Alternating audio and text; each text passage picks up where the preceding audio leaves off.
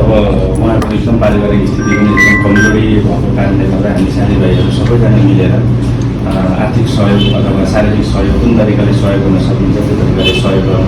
साथै हाम्रो पत्रकार दाजुभाइ तथा हाम्रो साथीहरूले जस्तो तरिकाले सकिन्छ त्यस्तो तरिकाले आर्थिक सहयोग गरेर सहयोग पाइन्छ भनेर गर्नको लागि एउटा सानो प्रेस मिट हामीले गरेका छौँ।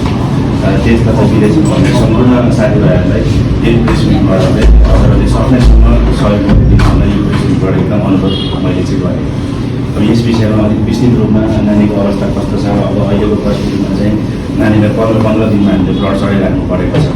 अनि यसको खर्च पनि बहुत लाग्ने भएको कारणले गर्दा उहाँको पारिवारिक क्षमताले नभ्याउने र हामीले एकदम सहयोग गर्नुपर्ने अवस्था भएको कारणले गर्दा हामी जसरी सकिन्छ त्यसरी सहयोग गरिदिनु हुन अनुरोध गर्दछु। मलाई यो रोग सम्बन्धी अस्ति भर्खर थाहा भएको थाहा थियो। अस्ति भर्खर मजाको हस्पिटलमा गएको थियो। त्यहाँ गएर चाहिँ ब्लड जन्डिस, खासमा जन्डिस हो भनेर चेक गराउनु जाँदाखेरि चाहिँ अब यो बोन म्यारो रहेछ भने त्यहाँ चाहिँ थाहा लगभग दुईचोटि चेक गर्छु मैले हामीले ब्लड अस्ति गऱ्यौँ। अनि फेरि पछि पनि गऱ्यौँ ब्लड चढायौँ। अनि त्यो ब्लड चढाउँदै गर्दाखेरि अब धेरै पनि ब्लड चढाउनु नमिल्दो रहेछ। अनि अब ब्लड चढाइराख्यो भने त्यो अर्कै समस्या अर्कै सुन्ने खालको पनि हुने त्यस्तो खालको समस्या भएर चाहिँ अब यो कति क्लासमा पढ्छन्, कति वर्षको भएछ भन्ने? अहिले नानी पञ्चजना स्कुल पढ्छ, क्लास 5 क्लासमा पढ्ने 10 वर्षको नानी। बिरामी भएको चाहिँ कति समय भयो? बिरामी भएको समय 15 दिन जति चाहिँ थाहा भयो हामीलाई। बिरामी डक्टर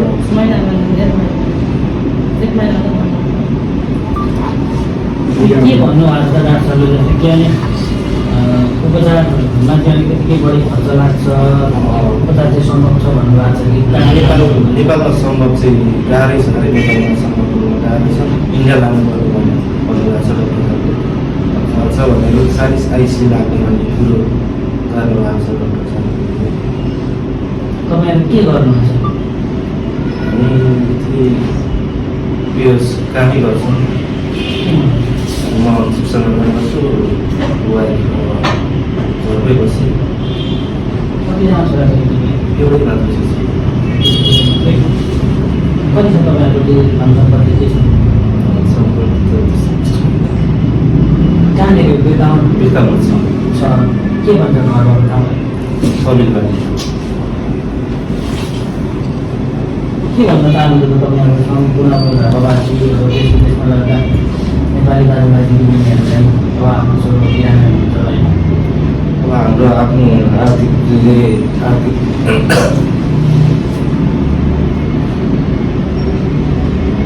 आर्थिक स्थिति निकै कमजोर भएको कारणले गर्दा अब हामी आफैले जब केही नसक्यो अब हजुरहरूले त्यो आफ्नो उयसबाट सहयोगले चाहिँ छोरोलाई बचाइदिनु हामी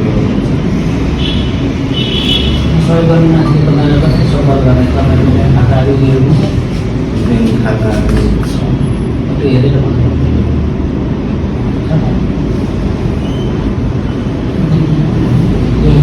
अनि भरे के जान्थेन नि होइन, उहाँले भिडियोमा पनि भनिदिनुहुन्छ।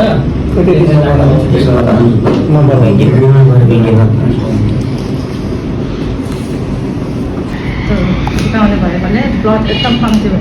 त्यति बेला हस्पिटलमा एकदम ब्लड कम्ती भएको भएर एडमिट गर्नु पर्यो।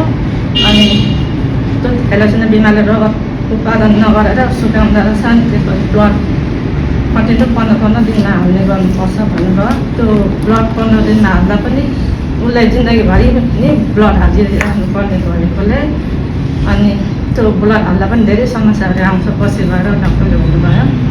अनि जस्तै हड्डीहरू सुन्निने र हड्डीहरू टुटिने त्यस्तो रोगहरू पनि पछि गएर देखा पर्छ। अहिले चाहिँ केही लक्षणहरू त्यस्तो देखा परेको छैन।